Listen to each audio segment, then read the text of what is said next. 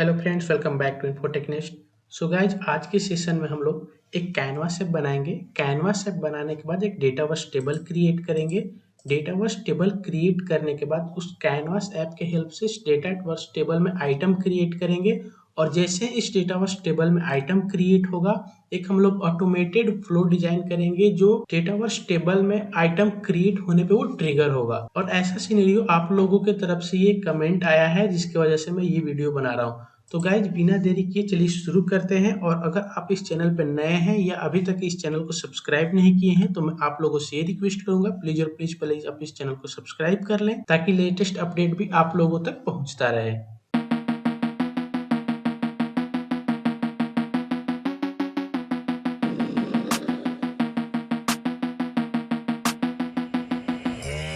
So friends, सबसे पहला हम लोगों का काम क्या होगा, एक डेटावर्स टेबल क्रिएट करना। तो मैं डेटावर्स सेक्शन में आता हूँ, डेटावर्स टेबल में जाता हूँ। टेबल में जाने के बाद एक न्यू टेबल क्रिएट करता हूँ मैं।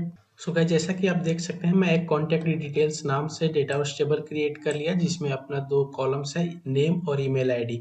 नेम और ईमेल आईडी कैनवास ऐप के हेल्प से यहाँ पे एंट्री होगा। और उसके बाद एक फ्लो क्रिएट करेंगे जो कि इस डेटावर्स टेबल में आइटम क्रिएट होने पे वो फ्लो ट्रिगर होगा। सो डेटावर्स टेबल अपना रेडी हो चुका है। अब आते हैं एक अपना कैनवास एप्लीकेशन क्रिएट करते हैं। तो एक नेक्स्ट टैब में आते हैं, नेक्स्ट टैब में आके न्यू ऐप में जाके कैनवास ऐप क्रिएट करते हैं। सो हम लोग कैनवास ऐप के डेवलपमेंट इन्वायरमेंट में एंटर कर चुके हैं। यहाँ पे आप लोग देख सकते हैं नेम और ईमेल आईडी हम लोगों को चाहिए। तो अपन दो टेक्स्ट इनपुट ले लेते हैं, यहाँ से दो टेक्स्ट इनपुट को इंसर्ट करेंगे। सो ये पहला अपना टेक्स्ट इनपुट इंसर्ट हो, नेक्स्ट और एक टेक्स्ट इनपुट इंसर्ट करेंगे। सो अपना दो टेक्स्ट इनपुट यहाँ पे इंसर्ट हो गया। ठीक है, इसके डिफॉल्ट में से ये टेक्स्ट इनपुट हटा देते हैं, नेक्स्ट वाले के भी डिफॉल्ट में से टेक्स्ट इनपुट हटा देते हैं। एक लेबल ले लेते हैं, लेबल में अपन आइडेंटिफाई कर देते हैं कि ये यहाँ पे नेम इंटर करना है, यहाँ पे ईमेल आईडी इंटर करना है। अपना दो टेक्स्ट इनपुट आ गया। अब एक और बटन इंसर्ट करते हैं जैसे, ताकि जब भी आप इसमें डेटा फिल करके बटन पे क्लिक करेंगे तो वो डेटा जाके सबमिट हो जाएगा। तो बटन का नाम रख देते हैं सबमिट। सबमिट बटन को सिलेक्ट करके ऑन सेलेक्ट प्रॉपर्टी में जाएंगे, फॉल्स को हटा देंगे। फॉल्स हटाने के बाद यहाँ पे अपन आते हैं जो कि अब डेटावर्स टेबल में डेटा को यहाँ से सेंड करना होगा।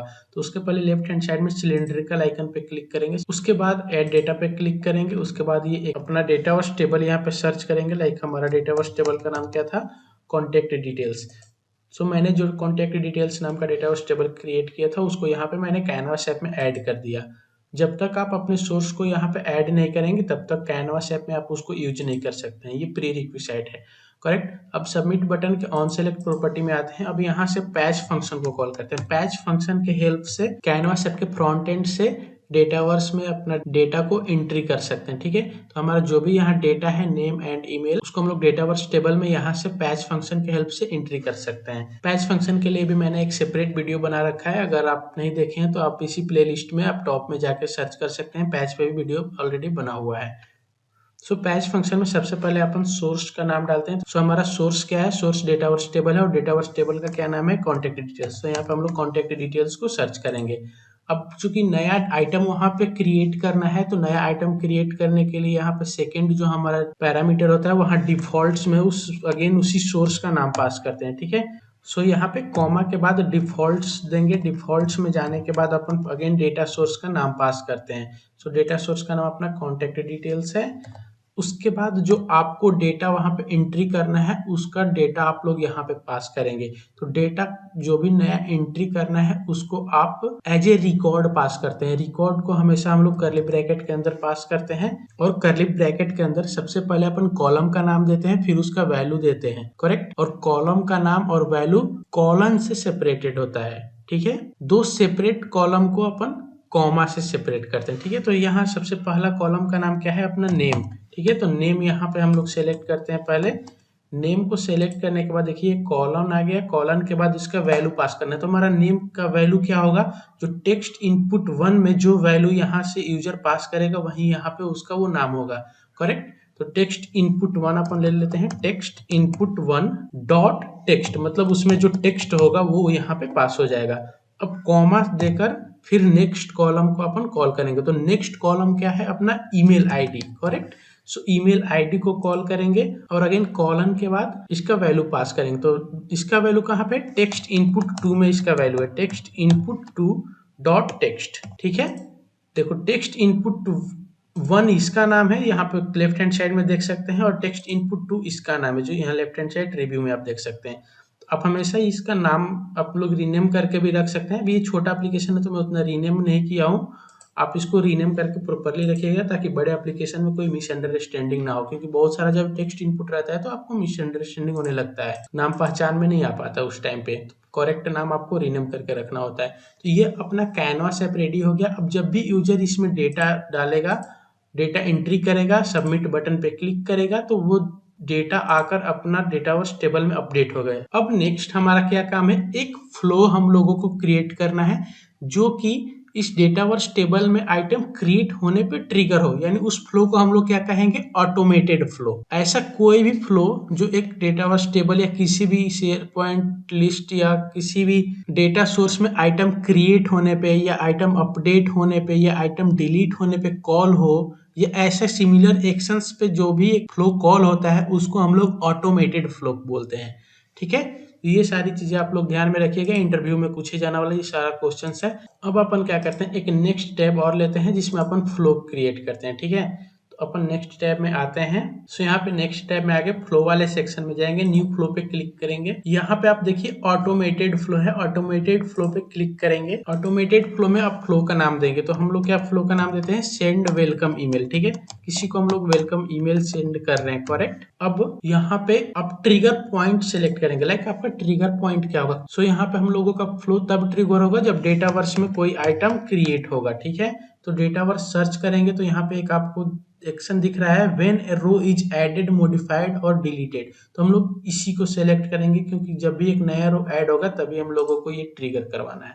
ठीक है, तो अपना ट्रिगर पॉइंट सेलेक्ट हो गया।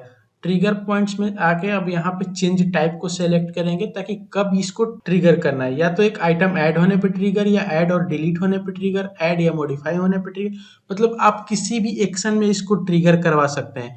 चाहेंगे तो सिर्फ और सिर्फ ऐड वाले में ट्रिगर करवा सकते हैं, चाहेंगे कोई अगर आप ये चाहते हैं कि कोई मॉडिफाई करे तभी ट्रिगर हो, तब आप मॉडिफाई वाला सेलेक्ट करेंगे। आप चाहते हैं कोई आइटम डिलीट हो तब ट्रिगर हो, तब आप डिलीट वाला सेलेक्ट करेंगे। आप चाहते कोई ऐड भी करे तब भी ट्रिगर हो, कोई डिलीट करे तब भी ट्रिगर हो, तो ये सेलेक्ट करेंगे। अगर आपका ऑप्शन हो कि ऐड कोई करे तब भी ट्रिगर हो या कोई मॉडिफाई करे तब भी ट्रिगर हो, तो आप ये सेलेक्ट करेंगे। आपका ये ऑप्शन हो सकता है कि कोई ऐड करे या मॉडिफाई करे या डिलीट करे, कुछ भी अगर इस डेटावर्स टेबल में कोई आकर एक एक्शन परफॉर्म कर रहा है या कुछ भी कर रहा है, आइटम को ऐड कर रहा है या उसी को एडिट करके मॉडिफाई कर रहा है, किसी भी सिनेरियो में अगर आप ट्रिगर कराना चाहते हैं तो एडेड और मॉडिफाइड और डिलीटेड सेलेक्ट करना हो। सो हम लोगों का अभी सिनेरियो क्या है, जब एक नया आइटम ऐड हो तभी हम लोगों को फ्लो को ट्रिगर करवा के एक वेलकम ईमेल सेंड कर देना। ठीक है, तो चेंज टाइप हम लोग सिर्फ एडेड सेलेक्ट कर लिए। ठीक है, तो ये सारी चीजें आप लोगों को बहुत बढ़िया से समझ में आनी चाहिए, और अभी तक आप लोगों को समझ में आ भी गया होगा क्योंकि मैं अभी तक लगभग पावर ऐप में 30-35 वीडियो बना चुका हूं। अगर आप पीछे की सारी वीडियो को देखते हुए आ रहे हैं तो आप लोगों को अब कैनवास है, पावर ऑटोमेट में कहीं दिक्कत नहीं आएगा। मोस्ट ऑफ द चीजें आप लोगों को अब समझ में आ रही होंगी। अब सब कुछ ऐसा लग रहा होगा कि ये सब मैंने पहले किया है, वही चीज मैं दोबारा कर रहा हूँ, है ना। बट इसमें अब सिनेरियो बस अलग अलग होता जाएगा, आपका कुछ प्रॉब्लम टाइप अलग होगा, वो प्रॉब्लम को अब सॉल्व करना हमारा चैलेंज रहेगा। लगभग आपको अब इंटरफेस बहुत बढ़िया से समझ में आ रहा होगा। तो चलिए यहाँ पे टेबल सेलेक्ट करते हैं। तो टेबल का नाम हमारा क्या है, कॉन्टेक्ट डिटेल्स। डेटावर्स टेबल में हम लोगों ने कॉन्टेक्ट डिटेल्स के नाम से ही टेबल क्रिएट किया। अब ये स्कोप क्या होता है, स्कोप में देखिए कोई भी एक फ्लो है तो आप किसी ना किसी बिजनेस या किसी ना किसी कंपनी के लिए बना रहे हैं। ठीक है, अगर आप चाहते हैं कि वो कंपनी का सिर्फ वो एक सिर्फ यूनिट उसको यूज कर पाए, यूनिट इन द सेंस आपके एक बड़ी कंपनी में बहुत सारे यूनिट होते हैं। अगर आप बड़ी एमएनसी में काम करेंगे तो आपको देखिएगा वीएफएस यूनिट होता है, एमबीयू यूनिट होता है, बहुत सारा यूनिट होता है। अगर आप किसी यूनिट वाइज इसको चाहते हैं कि उसी यूनिट के लोग सिर्फ इसको यूज कर पाए तो आप बिजनेस यूनिट सेलेक्ट करेंगे, ये सारी चीजें होती है। अब चाहते हैं कि उस ऑर्गेनाइजेशन में कोई भी उसको सेलेक्ट करे, कोई भी इसको यूज करे। सेलेक्ट में इन द सेंस यूज का मैं बात कर रहा हूँ, कोई भी यूज करे तो आप इसको ऑर्गेनाइजेशन लेवल पे ये डिजाइन करेंगे, स्कोप सेट करेंगे। अभी तो हमारा कोई ऐसा पर्पस नहीं है बिजनेस यूनिट या ऑर्गेनाइजेशन यूनिट कि मैं बिजनेस यूनिट यहाँ पे सेलेक्ट कर सकता हूँ। आप किसी पार्टिकुलर यूजर के लिए बना रहे हैं तो पार्टिकुलर यूजर सेलेक्ट कर सकते हैं, करेक्ट। तो ये हमारा ट्रिगर पॉइंट सेट हो गया, कब ये फ्लो हमारा ट्रिगर होगा, ये चीज अब सेट हो गया है। ठीक है, ये सारी चीजें आप लोगों को क्लियरली समझ में आना चाहिए, क्योंकि ये सारी चीजें बहुत ही इंपॉर्टेंट होती है। कब क्या यूज करना है, ये सब कुछ क्लियरली समझ में आना चाहिए। सिर्फ automated flow, manual flow, scheduled flow का डेफिनेशन याद करने से कुछ होने वाला नहीं है। आप लोगों को अब चीजें समझ में आनी चाहिए, क्योंकि मैं बहुत चीजें प्रैक्टिकली करके यहाँ पे अब दिखा रहा हूँ। अब आते हैं नेक्स्ट एक्शन को सिलेक्ट करते हैं। नेक्स्ट एक्शन में क्या करते हैं, send an email upon select करते हैं। ठीक है, send an email version 2 select करेंगे और यहाँ पे अपन ईमेल एड्रेस सेलेक्ट करेंगे जिसको ईमेल सेंड करना है। ठीक है, ईमेल उसी बंदे को सेंड करना है जो बंदा यहाँ पे ये ईमेल एड्रेस यहाँ पे डालेगा, जो ईमेल यहाँ पे फिल होगा। करेक्ट, तो वो ईमेल यहाँ पे कैसे आएगा, वो ईमेल 2 में जाएंगे। 2 में आने के बाद ऐड डायनेमिक कंटेंट्स में आएंगे। डायनेमिक कंटेंट्स में आने के बाद देखिए, डायनेमिक कंटेंट्स में ईमेल आईडी ये सजेस्ट कर रहा है, इसको सेलेक्ट कर लेंगे। अब यहाँ पे आप सब्जेक्ट डालेंगे। सब्जेक्ट में क्या डाल सकते हैं, ये वेलकम ईमेल या जो भी आपको डालना हो वो डाल सकते हैं। बॉडी में भी आप जो भी वेलकम ईमेल डाल सकते हैं। मैं लिख दे रहा हूँ हाय टेस्ट वेलकम ईमेल। आपका जो अपना कंटेंट हो वो डालिएगा। मैं आपको तो बस यहाँ पे एक थ्योरी और प्रैक्टिकल को कंबाइन करके समझाने की कोशिश कर रहा हूँ। करेक्ट, अब इस पे अपन सेव पे क्लिक करते हैं। अब अपना फ्लो रेडी हो गया है। ठीक है, अब आते हैं यहाँ पे प्रीव्यू मोड में। यहाँ पे मैं आप लोगों को वो जो भी रिक्वायरमेंट है वो करके दिखाता हूँ। अब यहाँ पे नेम मैंने डाल दिया, यहाँ पे मैं ईमेल आईडी भी डालता हूँ। ठीक है, ईमेल आईडी में क्या डालूंगा, मैं यहाँ पे अभी के लिए अनिकेत सिंह डालता हूँ। मेरे पास अभी जो ईमेल आईडी है उसी को मैं एक्चुअली यूज कर सकता हूँ। तो मैं ये चेक करता हूँ मेरे पास कौन सा ईमेल आईडी अभी लॉग्ड इन है, ताकि वही ईमेल आईडी डालूं, क्योंकि आप लोगों को दिखाना भी होता है ना मुझे। तो यहाँ पे मेरे पास ईमेल आईडी लॉगिन है aniketsingh@nestinfotech.onmicrosoft.com। ठीक है, ठीक है, मैंने ईमेल आईडी भी डाल दिया aniketsingh@nestinfotech.onmicrosoft.com। ये अपना ईमेल आईडी यहाँ से मैंने जो लॉग्ड इन है वही डाला हूँ। अब आते हैं सबमिट बटन पे क्लिक करते हैं। जैसे ही सबमिट बटन पे क्लिक करेंगे वैसे ही यहाँ पे वो डेटा आके ऐड हो जाएगा। ठीक है, इसको मैं रिफ्रेश करता हूँ। देखिए, जैसे रिफ्रेश किया यहाँ पे वो डेटा यहाँ पे आके ऐड हो गया, दिखने लगा नाम और ईमेल आईडी।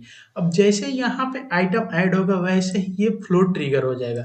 ये फ्लो मैं सेव कर चुका हूँ, but I don't know, confirmation के लिए फिर से एक बार सेव करके बैक जाता हूँ।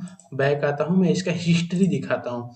हिस्ट्री में आके देखते हैं, तो हिस्ट्री में मैं यहाँ पे देख रहा हूँ तो ये रन हुआ है, बट ये फेल हुआ है। किस वजह से फेल हुआ है ये चेक कर लेते हैं।